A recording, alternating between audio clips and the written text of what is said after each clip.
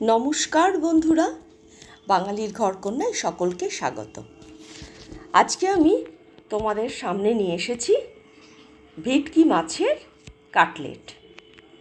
কীভাবে এই কাটলেটটা বানাবো সেটাই তোমাদের সঙ্গে শেয়ার করব, যেটা সন্ধ্যাবেলায় ভীষণ মজা লাগবে খেতে আর ভীষণ টেস্টি। তাহলে চলো দেখে নেওয়া যাক কী কী উপকরণ আমি এখানে ব্যবহার করছি আর কিভাবে এটাকে তৈরি করতে হবে। এখানে আমি নিয়ে নিয়েছি প্রায় 750 গ্রাম মতো ভেটকি মাছ। মাছটাকে সিদ্ধ করে নেব। সিদ্ধ করে এটাকে ভালো করে ছাড়িয়ে নেব। ভেতরে যে কাঁটা টাটা আছে সেইগুলোকেও সব বাদ দিয়ে পরিষ্কার করে তারপরে এটাকে আমি কাটলেট তৈরি করব। হয়ে গেছে সিদ্ধ, দেখো আমি বাটির মধ্যে নিয়ে সিদ্ধ করে নিয়েছি। এবার এগুলোকে ছাড়িয়ে নেব। তোমরা চাইলে হাত দিয়েও ছাড়াতে পারো, আবার যদি মনে করো কাঁটা চামচ দিয়েও ছাড়িয়ে নিতে পারো। মাছটার থেকে এই যে মাছের যে ছালটা আছে সেইটাকে বাদ দিয়ে দেব, আর এর মধ্যে যে কাঁটাগুলো আছে সেগুলোকেও বাদ দিয়ে দেব। হয়ে গেছে পুরো মাছটা ছাড়িয়ে নেওয়া। এবার আমি একটা বড় পাত্রের মধ্যে এটাকে নিয়ে নিচ্ছি। এটাকে এবার ভালো করে মেখে নিতে হবে। ঠিক এইভাবে সুন্দর করে, এই দেখো এর মধ্যে ছোট কাঁটা ছিল সেটাকে আমি ফেলে দিলাম। এইভাবে এটাকে দেখে নিতে হবে যে এর মধ্যে কাঁটা আছে কি না। সুন্দর করে বেশ ভালো করে এটাকে আমি মেখে নেব।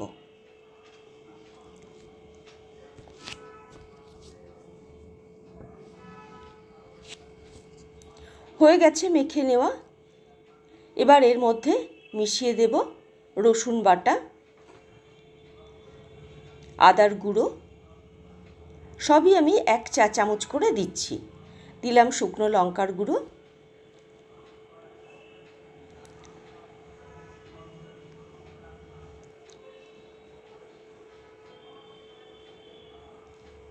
আর দিয়ে দিচ্ছি কর্নফ্লাওয়ার। কর্নফ্লাওয়ারটা তোমরা ঠিক যতটুকুনি লাগবে সেই পরিমাণ অনুযায়ী তোমরা এখানে ব্যবহার করবে, অর্থাৎ মাছের পরিমাণের উপরে কর্নফ্লাওয়ারটা কিন্তু নির্ভর করবে।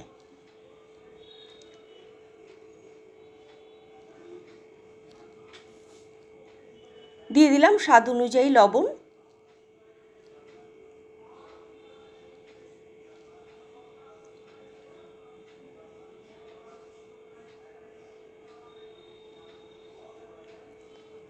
পুরোটাই আমার মাখা হয়ে গেছে। এবার এটাকে হাত দিয়ে আমি কাটলেটে শেপ করে নেব।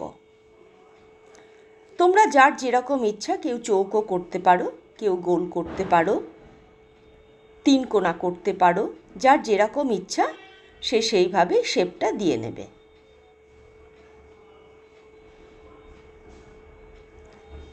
আমি একটু চৌকো চৌকো করে নিচ্ছি।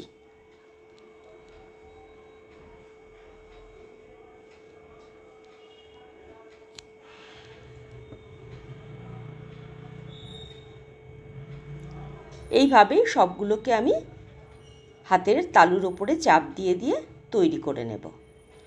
সকলকে অনেক ধন্যবাদ আমার ভিডিওটা সম্পূর্ণ দেখার জন্য। যারা আমার চ্যানেলে নতুন এসেছো তাদেরকে অনুরোধ করব অবশ্য করেই একটা লাইক, শেয়ার এবং সাবস্ক্রাইব করবে। যারা সাবস্ক্রাইব করেছো তাদেরকে অসংখ্য ধন্যবাদ।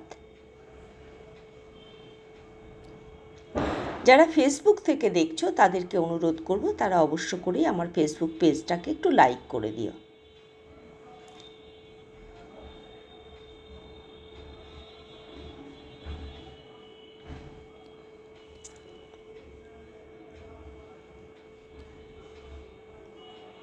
সবগুলো বানানো হয়ে গেছে। এবার আমি এখানে নিয়ে নিয়েছি একটু শুকনো ময়দা। ময়দাতে আমি এই কাটলেটগুলো একটু এপিট ওপিট করে মাখিয়ে নেব, তাহলে এটা ভাজতে সুবিধা হবে, খুলে যাবে না।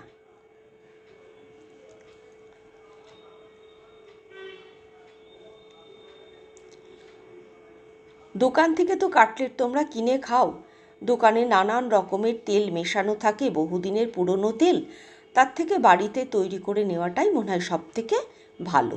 বেশি সময়ও লাগবে না, খুব সামান্য পরিমাণে উপকরণ দিয়ে এগুলোকে বানিয়ে নেওয়া যাবে।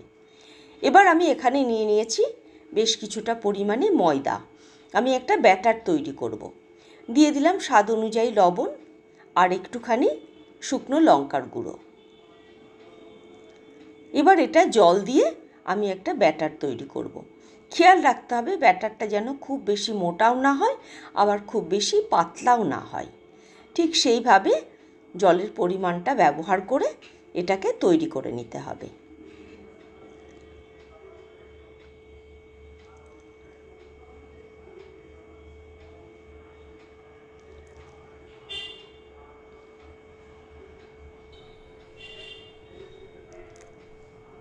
জলটা আমি অল্প অল্প করেই দিচ্ছি, বেশি পরিমাণে জল দিচ্ছি না। বেশি পরিমাণে জল দিলে তাহলে ব্যাটারটা পাতলা হয়ে যেতে পারে। সেই জন্য অল্প অল্প করে জল দিয়ে আমি ব্যাটারটা তৈরি করেছি। দেখো ব্যাটারটা ঠিক এই রকম হবে। এবার আমি এই ময়দা মাখিয়ে রাখা যে কাটলেটগুলো, সেগুলো ময়দার ব্যাটারে চুবিয়ে নিয়ে তারপরে আমি এটাকে ব্রেড ক্রামের মধ্যে ভালো করে মাখিয়ে নিচ্ছি। এইভাবে বেশ কিছুটা তৈরি করে নেব। এবার আমি পরিমাণ মতো কড়াইয়ে তেল দিয়ে দিয়েছি। এটাকে একটুখানি ডুবো তেলে ভাজতে হবে। সেই জন্য কড়াইয়ে তেল দিয়ে তেলটা উষ্ণ গরম হয়েছে, সেই সময়ে আমি এগুলোকে ছেড়ে দিচ্ছি। তোমরা দেখো বুদবুদটা দেখলেই বুঝতে পারবে যে তেলটা কিন্তু আমার খুব বেশি গরম হয়নি। এবার লো ফ্লেমে আমি এটাকে ভেজে নেব। লো ফ্লেমে এই কারণেই ভাজবো, কারণ ফ্লেমটা যদি বেশি দেওয়া যায় তাহলে তেলটা খুব তাড়াতাড়ি গরম হয়ে যাবে, আর এই কাটলেটের ওপরটা খুব তাড়াতাড়ি ভাজা হয়ে যাবে, কিন্তু নিচের দিকটা, ভেতরের দিকটা, সেটা কিন্তু কাঁচা থেকে যাবে। সেই জন্য এটাকে লো ফ্লেমে একটু সময় ধরে ভাজতে হবে।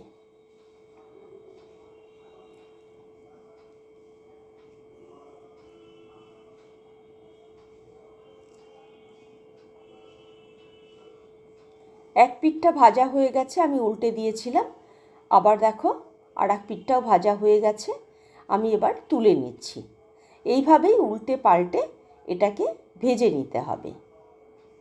দেখো কীরকম ফুলেছে, দেখেছো? এরকম ফুলে মুচমুচে হবে। আবারও তোমাদের একটু দেখিয়ে দিচ্ছি যে কেমন করে এটা ভাজতে হবে। একসঙ্গে বেশি দেব না, তাহলে উল্টাতে গেলে ভেঙে যাওয়ার সম্ভাবনা থাকবে। এটাও ভাজা হয়ে গেছে, এবার এটাকেও তুলে নিচ্ছি। এইভাবে সবগুলোকে আমি ভেজে নেব। সকলে ভালো থাকবে, সুস্থ থাকবে, আর আমার ভিডিও দেখে কেমন লেগেছে অবশ্যই মতামত দেবে, তাহলে আমি উৎসাহ পাবো নতুন ভিডিও করতে। আজকের ভিডিও এখানেই রাখছি, আবার দেখা হবে নতুন আর একটা ভিডিও নিয়ে, আর একটা পর্ব নিয়ে।